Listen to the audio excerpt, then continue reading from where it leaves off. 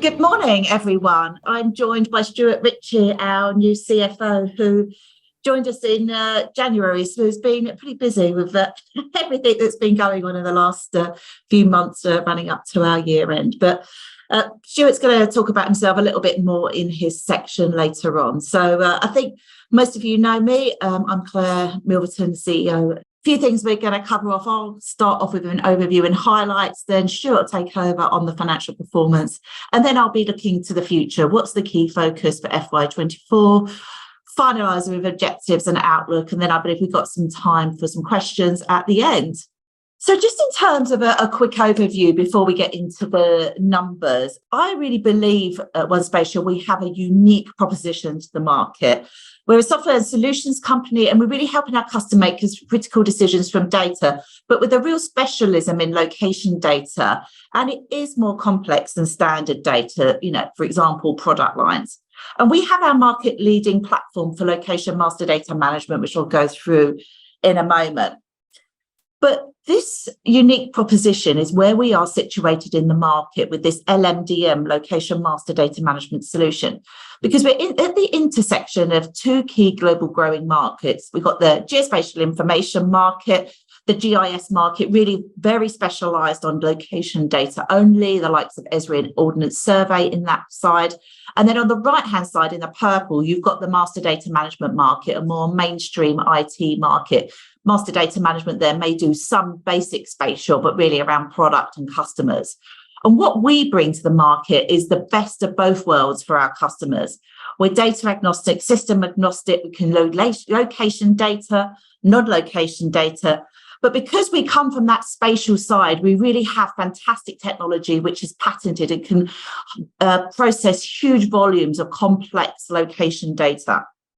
So in terms of market drivers, there are a number of these, and, government is a key driver for us, investment in infrastructure, levelling up, building back better, building back greener. And digital transformation is happening across all of our sectors. They're wanting to do more with less. They need to have good data, not to just operate today, but do planning for tomorrow. And you can really are getting disruptive solutions now in this area. And we'll talk about that more when we get to our traffic management plan later on. And this should all really roll up to the whole ESG agenda. We have over 1,000 customers globally, which is really good from a risk perspective and no one customer dominance. And we work in some really resilient markets of government, utilities and transportation. We work with some powerful partners and they're really key to our growth strategy, and I'll talk about those more later on. And then in terms of revenues, our real focus is on growing recurring revenues from software licenses, be that term licenses or in the future, more SaaS-based licenses. And in terms of the revenue split by region, we've got regions UK and Ireland, Europe, US and Australia. But the key growth regions for us are UK and US. So now I wanted to bring some of this to life for you, as I really do believe all the work and the investments that we are doing over the years are going to be providing us with transformational opportunities. So the row across the top there is all about the National Underground Asset Register. And a week ago today, I was invited by the government to City Hall to launch the pilot of the National Underground Asset Register. And for those of you who don't know what that is, it's the government creating this map of all the pipes and cables underground. And that was really exciting for me. And then in the afternoon, we were taken by the government to HS2, to the Euston site, to actually look with the NUAR map and look at the pipes underground. And interestingly, whilst that was with the government, that is actually a contract that we won this year to help HS2 bring all their spatial data together, not just for the planning and what they're building now, but also get that data in place for the future. And we are doing both of those platforms. So we won the National Underground Asset Register work last year. We've won HS2 this year. And, we are winning this because of our market-leading software platform for location master data management, which I'll talk about more in a moment. These platforms will be in for the long term, and, there are opportunities for us to replicate this globally. There is a lot of discussion about new Rs happening in lots of countries, and really the UK is the first one to really go for this. So we'll be well positioned for that. But I suppose if there's one thing I want everyone to take away from today is this transformational growth opportunity, because we can take this market-leading platform that we have to build our own SaaS-based solutions for digital transformation. And I'm going to talk about this more towards the end of the presentation, and particularly around our traffic management plan automation solution. So here is our market-leading platform. And I tend to think of it in three product areas now. We've got in the purple the data management part and the product that does the large projects. Then moving up to the top, we have the business applications side. So we have some applications that are built on the ESB platform in France, and we have our own business apps that are born out of our core data management, one integrator and one data gateway, where there's real repeatability of solutions, which we get in the US in terms of our term license offerings for NG911 and HPMS. But the really exciting thing that we're doing here, now that we have our cloud platform ready, which has been ready since January, is that we can launch these SaaS-based solutions, and they are really transformational. Just spending a few more minutes onto the platform, back into the purple area. As you can see, we bring in data from lots of different sources. You can see that in the yellow. We bring it in through our cloud platform, One Data Gateway, that we launched 3 years ago. The way that we check the data before it goes into these large projects like NUR and HS2 is that it goes into our patented rules engine to validate, clean, synchronize, update, and analyze the data. And you can see that grey arrow going in there of rules. Rules is really important. That's how we check the data. Is the data compliant with this rule set? And where you get repeatability of those rules, that's where we can make lots and lots of gross margin. And that's why traffic management has been really good for us. And so is NG911. In terms of margins on these data management projects, because they tend to be often more one-off, like National Underground Asset and HS2, with rule sets that there is some repeatability, but we really have to write those rules. We're bringing lots of data from different sources. So these larger projects tend to have more services and be slightly lower margin, maybe 40 to 50%. But as you go up into the platform, and particularly onto the 1Spatial business apps, where you get repeatability of rules or SaaS-based solutions, you get a much higher margin. And just to note there on the right-hand side of the pictures, you talk about NG911 when we get to the US, but we've also now launching our traffic management plan under the banner of One Street Works. Okay, so now going into the results of the year. So this has really been a year of focused investment and delivery. So what have we been investing in? Well, we've really been investing in the 1Spatial platform, including cloud enablement and traffic management plan automation. And we've been investing in our sales team and processes. And I'm really pleased to announce that we've got 3 new sales directors coming on board from the start, really, of this financial year for UK, US, and France. And partner program is key. And the strategic focus, as I mentioned earlier, has really been on the software license sales. And this has really resulted in key wins and an expanding offering for us. So we've had a good level of high value contracts, and we're building a really good, strong, growing pipeline of prospects. We've got the growth in recurring revenue. US is the largest contributor to annual recurring revenue. And we're moving into profitability and better cash generation. And we have our first SaaS offerings now in trial. So we've really got a strong basis on which to build as we head into FY24. And it's really important to win new contracts, and we are winning, as you can see, across our geographies. We have a land and expand strategy, so you can see a number of really good logos there. And we're expanding with our current clients, some really key clients there, like California and Google. And there's always lots you can do with data, so there's always this opportunity to expand. Okay, so I'm now going to hand over to Stuart, who's going to take us through the numbers in more detail. Thank you. Just a brief introduction about myself. Claire mentioned I joined the company at the beginning of this year. It was sort of at the very back end of last year, actually, but it was sort of this year was really where I sort of got my feet on the ground. I am a chartered accountant by profession. I've been operating business for the last 20 years, split between practice and industry. And my most recent company, I was a CFO of a company that's in a comparable field, so IT services management. So I dealt with license sales, own IP, service delivery, managed services, that type of stuff. So lots and lots of sort of comparable areas in terms of business operations between my old company and 1Spatial. So very excited by the opportunity here. So thanks very much indeed. So just to take you directly then into the key financial highlights, I suppose the headline figures here, the revenue has increased by 11% year on year. So we've now topped 30 million of revenue in terms of the split between revenue and non-recurring revenue, and the total revenue of 30 million for the year, which is an increase of 11%. The most encouraging factor here is the component and the split and distinguishment between the amount of recurring revenue. You can see that's almost at 50% now. We expect to top 50% going into FY24, but during FY23, we recorded 49%, which gives us a really, really strong base going into FY24. We can see at a gross profit level, we've remained fairly consistent. So that's a really good result in view of the backdrop of the macro inflationary increases we're seeing across the board. So 52%. And then adjusted EBITDA has increased by 2 percentage points from 15% last year to 17%. So we recorded 5 million, which was slightly ahead actually of the trading update that we gave at the beginning of March. Operating profit, I'm very delighted to report that has increased to 1.3 million this year. That's an increase of over 200% compared to the previous year. So a very strong year, 23. In terms of free cash flow, we had a great performance in FY23, much better than FY22. We generated free cash flow for the first time. There you can see cash flow generation of 200,000, and that's mainly driven by a very good conversion of cash towards the end of the year. Last year, you can see we delivered 1.2 of a free cash outflow, so a very encouraging performance this year. We continue to invest in R&D, as Claire mentioned. There are various products that we're continuing to invest in, more specifically the TMBA product, our cloud solution, and our existing product set.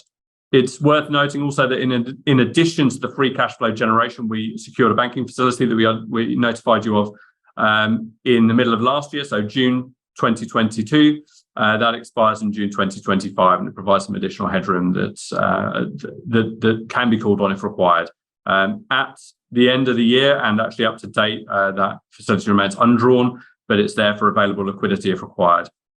It's worth noting that the net cash position, which is the gross cash less our loan obligations, remain the same year on year. So that is in spite of 400,000 deferred consideration paid during 2023 to the former shareholders of a company that we acquired a couple of years back, Germa Images. So on a sort of constant basis, our cash has actually increased year on year. So if we go to the financial highlights on a regional basis, I suppose just to pick up on what Claire said, we're seeing some really, really positive news in the UK and positive news in the US in terms of those new logos and the contracts that we've signed. And that's generated some significant increases in revenue across those two locations.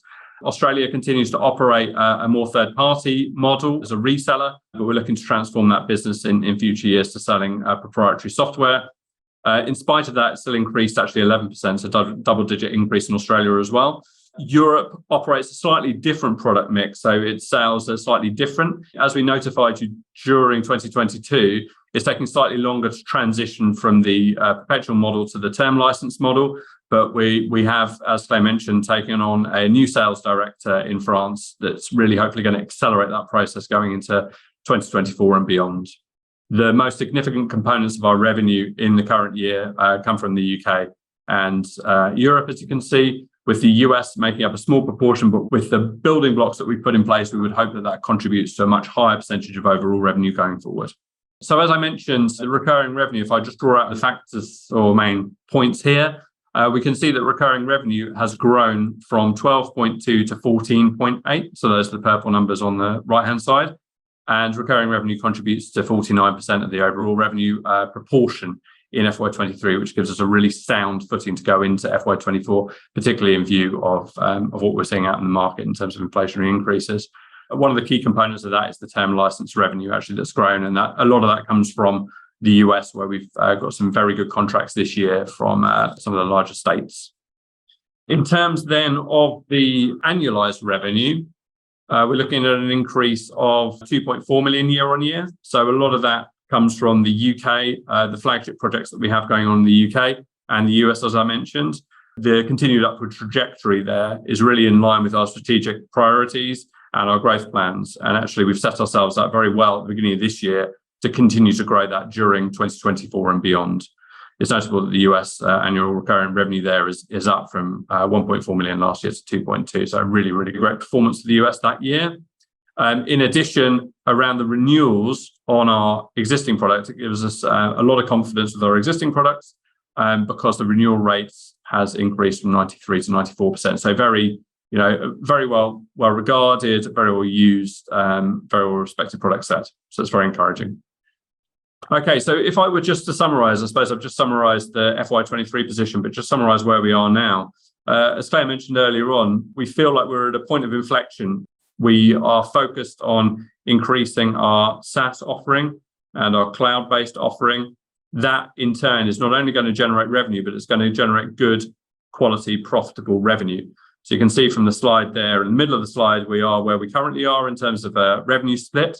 But as we go forward into the future, we anticipate that far more of our revenue is going to come from our SaaS product offering. And we think that in the future, the SaaS product could even get as large as our existing core business, but at a much more profitable level because the platform development has already been completed. So how are we going to do this? I guess there are a couple of factors to consider. The first is we've already talked about how great our tech is, and we've already talked about how well respected it is in the industry. Talked about our great clients, the opportunities that we have in there to expand within existing clients and land new clients based on the feedback that we're getting. We've also talked about the global sales team and how we're set up at the beginning of 2024 to really execute on our strategy around cloud sales and the development of those sales going forward.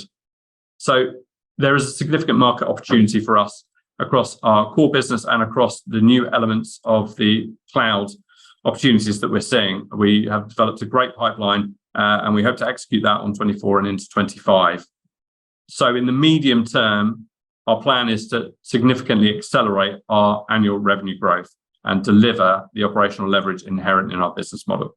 So we've had a fantastic year in 2023. We have the right building blocks and we have the right plan in place, which we are confident we can execute upon in order to deliver additional levels of annual recurring revenue going forward to provide stability to the business and to transform the business into a cloud and SaaS offering platform. Thank you very much. So that's all from me. I'll hand back to Claire. Thanks, Stuart. Okay, so key areas of focus and opportunity for FY24. The US, partners and SaaS Solutions, and in particular, the One Street Works traffic management plan. So kicking off with the US, before going into the slide, really just standing back, if you just think about the UK compared to the US, in the UK, we have one Department of Transport. In the US, there's 50, because it's pretty much one per state. So back to my point I was saying earlier about the rules, you've got that much more repeatability of rules. So once we've done one NG911 implementation for one of the states, we can do much more cookie cutter approach. And that's the same with all of our opportunities. So it really is a scalable opportunity. And also want to think of the US in two ways. So we've got the enterprise sales and then we've got the SaaS sales. So we're going to start with the enterprise sales first. So we believe we've got an addressable market, to try and put some numbers around it, of 50 million in the States. And the reason why we get to that figure is we say, well, 1 million annual recurring revenue per state times 50 gets us to 50 million. Back to what our strategy is, it's about a land and expand strategy. So we need to win new states in the year to achieve this. And in the year, we're very pleased that we won 3 new states. We won New York, Indiana, and Arkansas with NG911. So then how do we build that out? Well, we build it out through our expand strategy. And these were some expansion opportunities we had in the year. So with California, we did a deal with Caltrans, and Rising was a partner involved in this. And if you think back to our platform, we have the validate, the integrate, the sync. So this was using our sync part of our platform where we were syncing transport data that was in one database across other databases in Caltrans. We had another win in Maryland with the Cat Lab. And we've also got on a framework to sell some of our technology, our conflation, where we bring 2 sets of data together. I call it 1 + 1 = 3. Across 18 states, called the Eastern Transportation Coalition. So this is a sort of the growth, the expand phase. And that's working well for us, and we're winning doing that. But the exciting thing where you get repeatability of rules, and I'll keep going on about this because this is really key, we can do SaaS-based solutions. So for NG911, we're going to do a SaaS-based solution for all the cities and the counties. So there's 23,000 cities and counties, and and we're saying like an addressable market for us is around 100 million for that. And how that works is we put our 911 rules into our cloud platform, and with the multi-tenancy backend and the ability for potentially 23,000 cities and counties to access our platform. And it's quite a simple solution. We call it really validation as a service. So they'll take their data, they'll drag and drop it up to the portal, and in a minute or so, they'll get a report back that says, your data's right for 70%, wrong for 30%, go away and fix it, and they can have this iterative process. And it is sort of sold on a different level. So with the enterprise sales, we tend to sell it around, on average, $150,000 per year per solution. So for NG911, it's about 150. Then we have crash mapping, inflation, so all of that building up to the million. But this is at a much lower price point, depending on population of the city and the county. So it could be $8,000, $15,000, or $30,000. But anyway, so we put this into the cloud. We have put the priority onto traffic management because the market opportunity is bigger in traffic management, just because there isn't a solution. We do have some competition in NG911. It's a complete disruptor traffic management. But we've started some pilot trials underway. And as I mentioned earlier, we've got a new sales director in the US. I'm really pleased about. He's really experienced. He's going to be fantastic.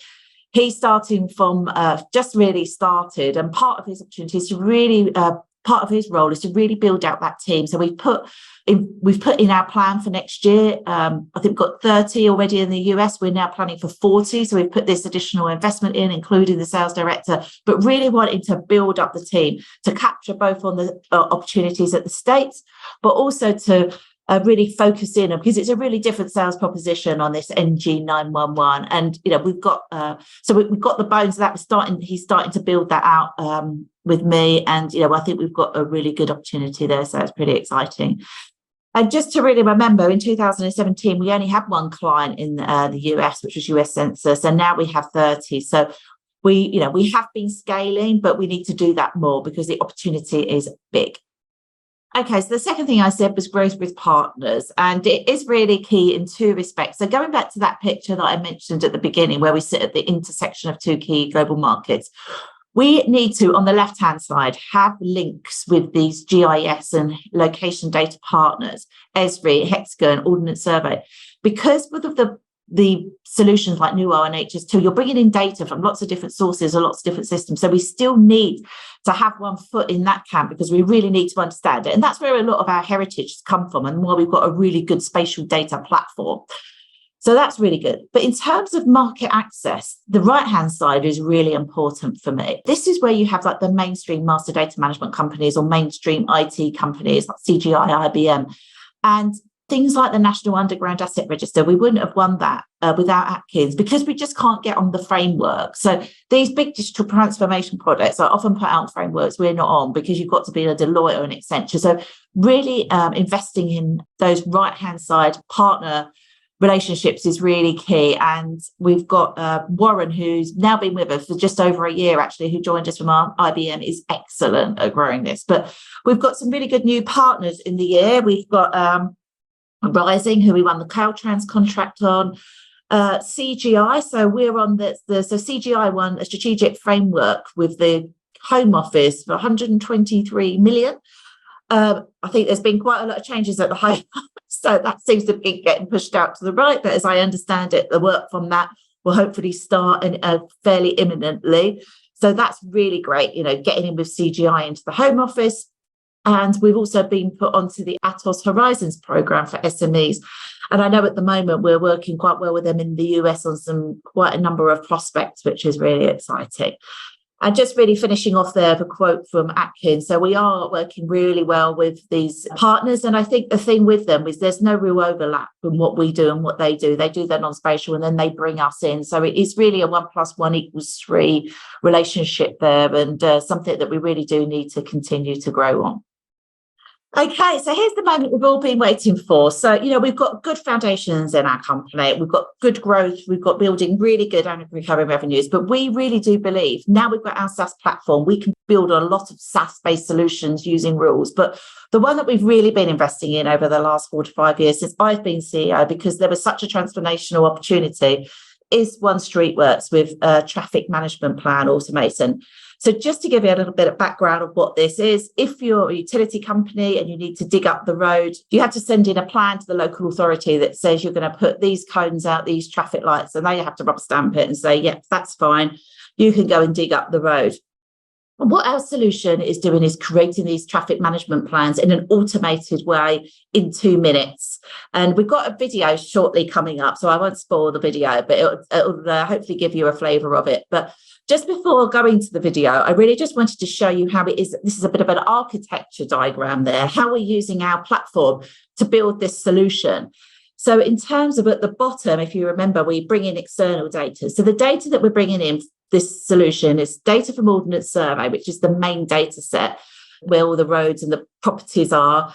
And then we also bring in some data for what 3 words, because if you think about a country lane, you can't go to a postcode where to dig up that country lane. So a lot of the utility providers use what 3 words to go to a specific spot in the country lane. I'm sure most of you have heard of what 3 words now. But anyway, we bring that data into our platform, and then the rules, what we like about this, the rules are from a rule book. There's no changes. Once you've got the rules, that is it. So if you use our system, you will get a traffic management plan, which is completely compliant with that rule book. And then we've done some whizzy stuff. We've created a really good UI, and then at the top pops our 1Streetworks application called Traffic Management Plan. And I'd now like to go over to a video that our marketing team recently put together, which I think is quite good fun, as well as informative.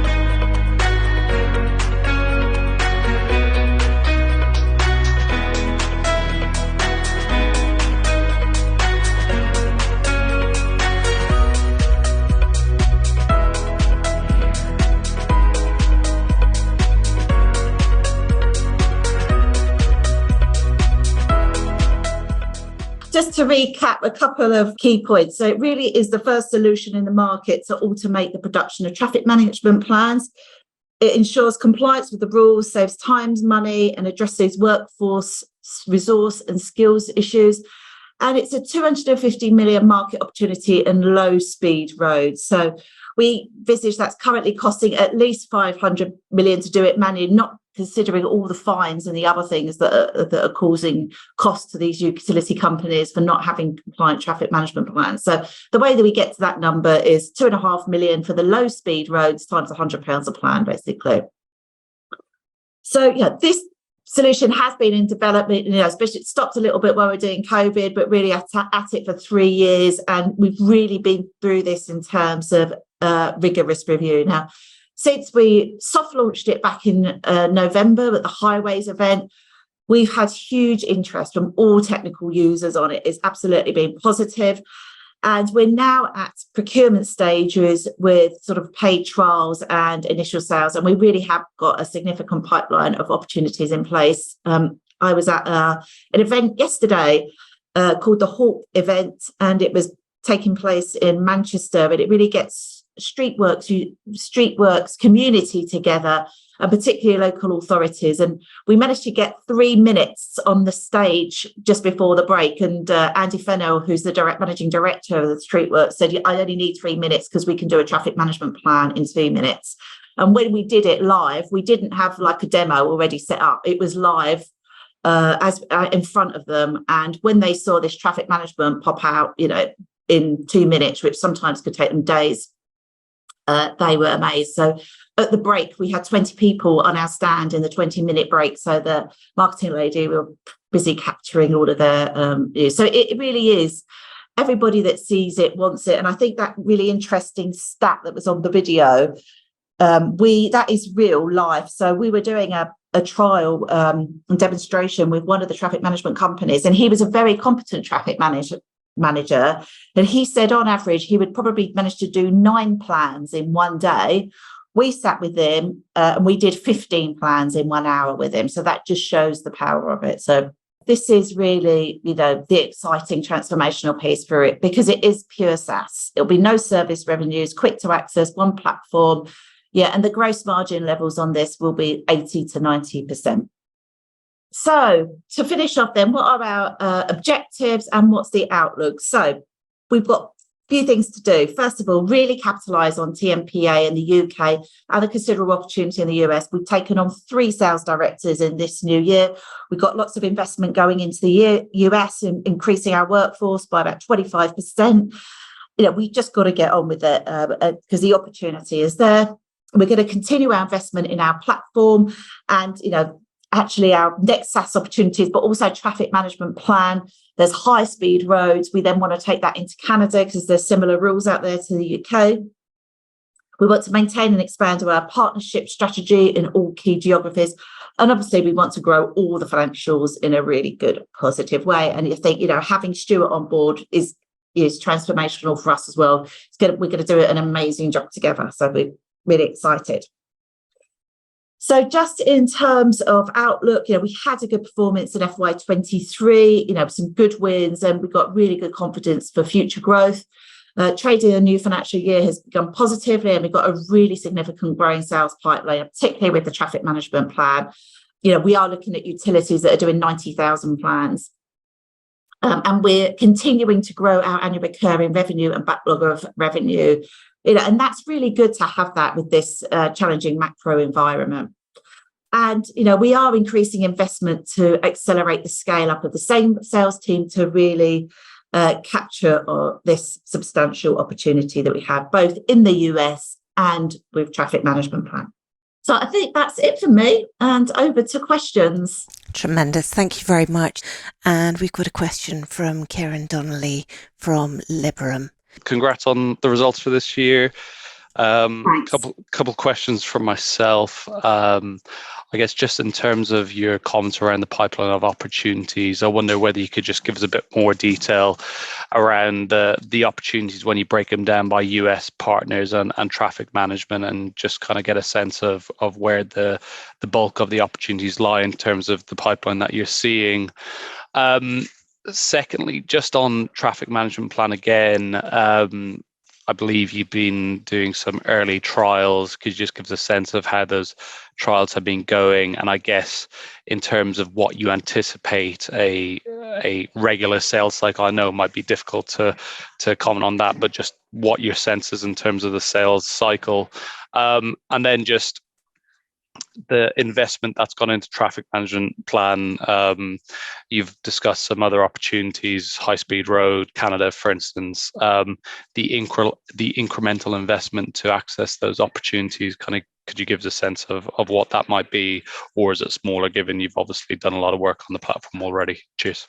I think we've got a broad spread of pipeline across our geographies. If you think about the business model that we talked about earlier, there's probably more one-off with bigger services in the UK. So if you looked at the numerical number, the UK is probably about the same as the US, but the US does have a majority. It has a high number of software sales. So it's not, don't get all those big services in it. So I'd say it's a broad spread across pretty much all the geographies, but US has more software, and obviously, US is still smaller, relatively speaking, to the thing. So actually having an equal pipeline across all three is, that's pretty good from a US perspective. And I would just also say, traffic management, it's obviously new pipeline into the mix that we didn't have last year, and it's a really good solid pipeline and a really interesting pipeline. So we do have like different types of customers within there. So you've got the 3 different types of customers. So you've got the big utility company, and I won't name the utility company, but they do 90,000 plans a year, which at £100 a plan is 9 million. Now, we probably would give them a bit of a bulk discount if they signed up the whole 90,000. So that's good. So we know like some of the end game type pipeline opportunities could be like that. We've got traffic management companies, again, quite big type opportunities, probably not as big as that utility one, but fairly similar. There's like about 4 or 5 really big traffic management companies in the UK, plus a tail of smaller ones. And then we've got the local highways authority, which I talked about yesterday, like a lot of those local authorities. And if I actually looked at our pipeline, we've actually got a good spread across all of them. So that's really good. And you asked about the trials. Some of the demonstrations of trials have gone really well. We talked about the guy with the nine plans a day compared to doing 15 with us in an hour. We haven't really given everyone like complete carte blanche to have our platform. We've been a little bit careful, but one of the we are going to ask for paid. I wouldn't say they were trials; they're like paid, like little projects. So some of the utilities want to do like a little paid project first. So one of the utilities we're working with, they're going to do a project over three months, 400 plans, which is 50,000. Again, it's all just software license fee.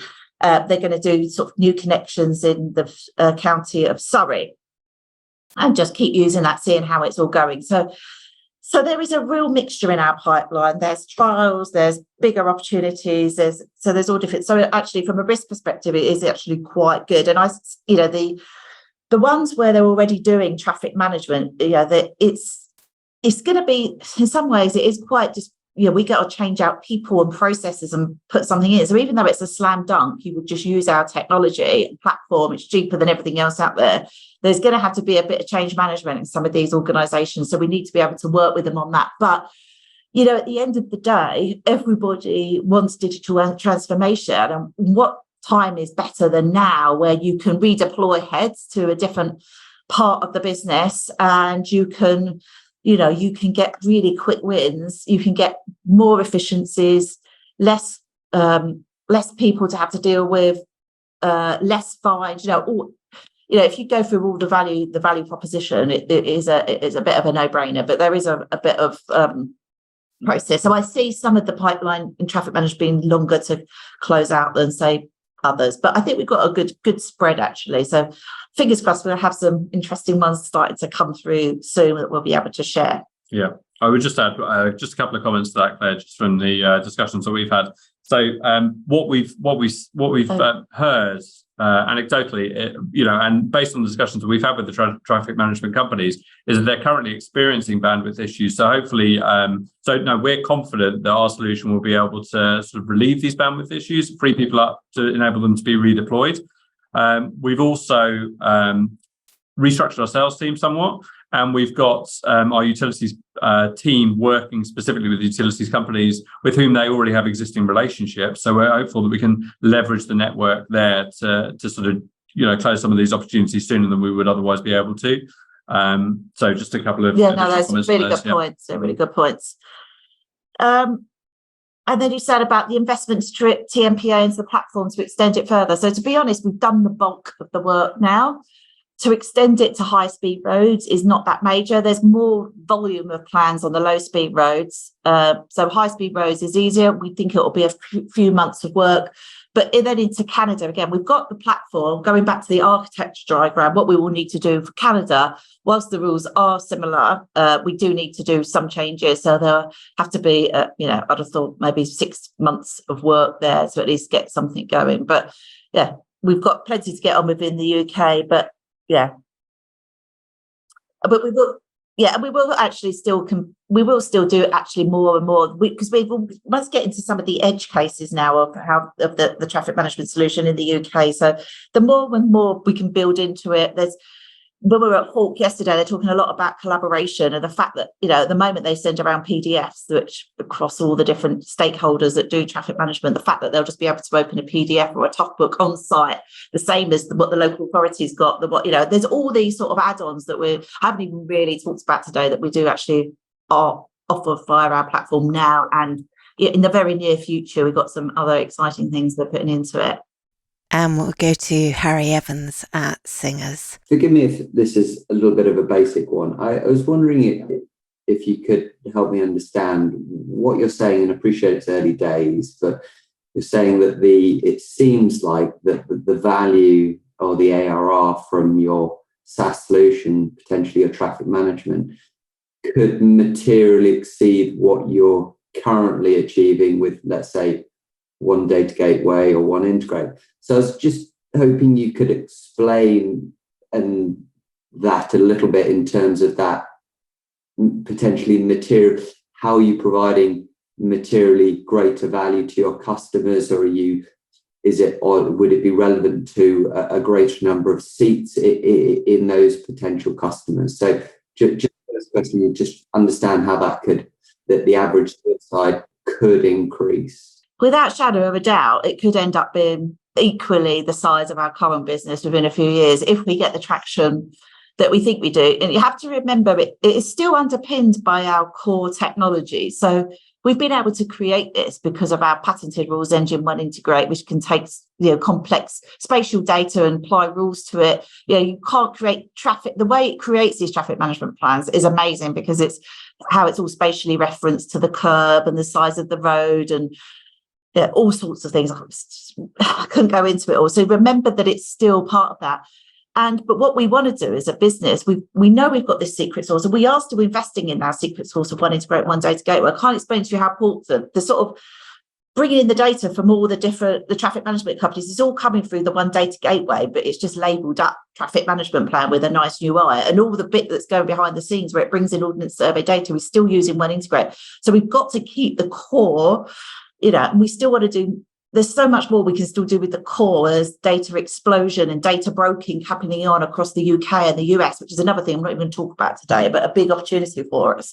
But yeah, these SaaS-based solutions, we've got the building blocks now, we've got the cloud platform, so we can spin up SaaS solutions quite quickly. Like NG911 isn't that hard to spin up quite quickly because it's just a rules validator, and we can do rules validator for BIM data, all sorts of data, and we've got that happening on in our R&D innovation labs.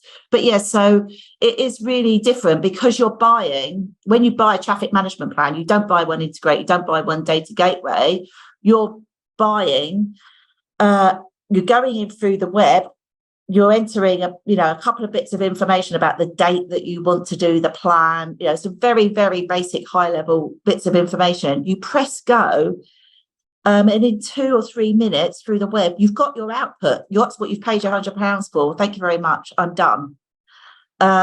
So that's the difference. And because there's a 250 million market opportunity for that, because there's 2.5 million plans in low speed roads done every year, and it's going to be increasing. So at the Hawk event yesterday, it's going to increase, because there's going to be more about maintenance of pipes, repairs of pipes for hydrogen leakage, all this stuff. So there's going to be more. So yeah, I hope that answers your question, Harry. Just one follow-up, if I may, slightly differently. You referenced headcount. I think you said like to grow by 25%. Have you got any sort of time horizon on that, and to what extent that influences margins as you guys look forward? Just in the US. That was just in the US. Just in the US. Yeah. Okay, forgive me. So not group. No, we're not growing that much in the US. And we should have really, in the other territories, it's really, in terms of investment areas are US and, traffic management. Otherwise, we're trying to keep headcount pretty much stable. And we'll go to Alistair Young at Panmure Gordon. Thanks very much for the presentation. I think you said that SaaS gross margins can reach sort of 80-90% for some of the products. And I guess, have you already got those kind of margins, or is that once you've sort of ramped up some scale and can sort of spread some of the fixed costs out? And sort of secondly, is that 80-90% representative across the SaaS suite? And then I guess on a related point, where do you think your gross margins might sort of settle on, say, a 5-year view, given the sort of current mix effects you've got going on? Thanks very much. So just in response, 80-90% is absolutely what we're anticipating in terms of margin as we continue to spread the cost of the SaaS related resource, through the cost of sale. And then your second question was, where do I expect the gross margin for, in 5 years to settle? I guess it certainly depends on, how much the business grows. I mean, ultimately what we're looking to do is grow the existing business by about 10%, at least 10 to 15% year on year. And then the SaaS business maybe, we grow at a similar level, but obviously a much more significant margin. So if our current margin is sort of in the region of 50%, we would expect it to grow to up to 70%, because we've still got the existing business. We will continue to, deliver professional services, although we won't be seeking to grow that element of the business. So I would say it'd probably move up to the 70 to 80% range. Which is very healthy. Thanks very much. Yeah, and I think, the traffic management plan, I mean, we're saying 10 to 15% for the core business, but, something like traffic management plan, could grow exponentially. Exactly. And that's the end of questions. Claire, do you have any closing remarks? Just to say, really, as a business, I think, we've got really rock solid foundations and we've got some major upside, which could be, really transformational for the business.